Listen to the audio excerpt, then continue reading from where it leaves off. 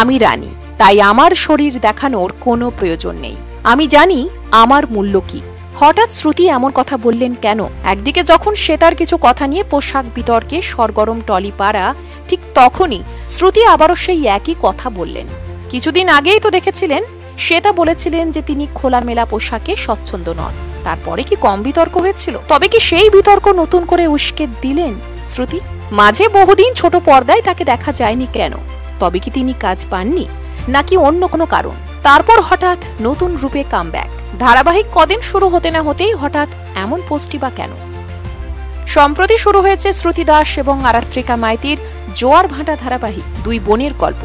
এক বোন চায় অসৎ উপায়ে উপার্জন করতে, অপরদিকে আরেক বোন চায় সৎ উপায়ে উপার্জন করতে। এখানে শ্রুতি দাসের চরিত্র অনেকটাই ধূসর। পরবর্তীকালে যে ত্রিকোণ প্রেমের দিকে গল্প এগোবে এমনটাই ইঙ্গিত করছেন অনেকেই, কারণ আপাতত সামনে এসেছে একজন নায়ক। তবে হ্যাঁ, গল্পে কিন্তু বেশ নতুনত্ব আছে, অনেকেই পছন্দ করছেন। তাছাড়া এর আগেও শ্রুতির বহু ধারাবাহিক জনপ্রিয় হয়েছিল। মাঝে তিনি বড় পর্দায় কাজ করেছেন।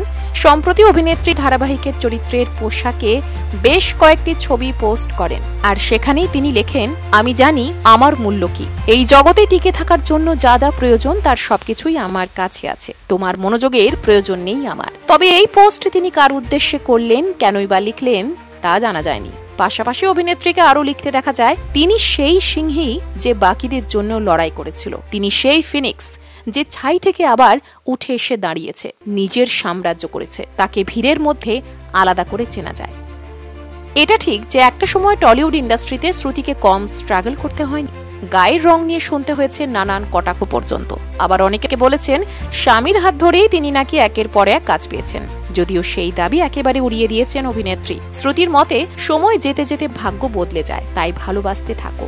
আপাতত এহেন পোস্টের সাথে অভিনেত্রীর ব্যক্তিগত জীবনের কিন্তু অনেকটাই মিল রয়েছে। তবে যে লেখাটি লিখেছেন সেটি জোয়ার ভাটা ধারাবাহিকের চরিত্র নিয়ে নাকি সম্পূর্ণ নিজের ব্যক্তি জীবনের ভাবনা থেকে, সেটা কিন্তু স্পষ্ট নয়। এটা তো মানতেই হবে, বারংবার ব্যতিক্রমী চরিত্রে নজর কেড়েছেন শ্রুতি। ত্রিনয়নী ধারাবাহিকের মাধ্যমে ব্যাপক জনপ্রিয়তা পেয়েছিলেন, প্রশংসা পেয়েছেন ডাইনি সিরিজেও। তারপর আমার বস সিনেমা, সেখানেও পেয়েছেন জনপ্রিয়তা। তবে শ্রুতির সাম্প্রতিক পোস্ট দেখলে মনে হতেই পারে যে তিনি কি শ্বেতার পথেই পা বাড়ালেন? আবারও কি নতুন করে বিতর্ক তৈরি হবে? না, এই প্রশ্নগুলো জটিল হলেও তার উত্তর কিন্তু অজানা। তবে জোয়ার ভাটায় শ্রুতির অভিনয় আপনাদের কেমন লাগছে? 10-এ কত দেবেন জানিয়ে ফেলুন কমেন্টে।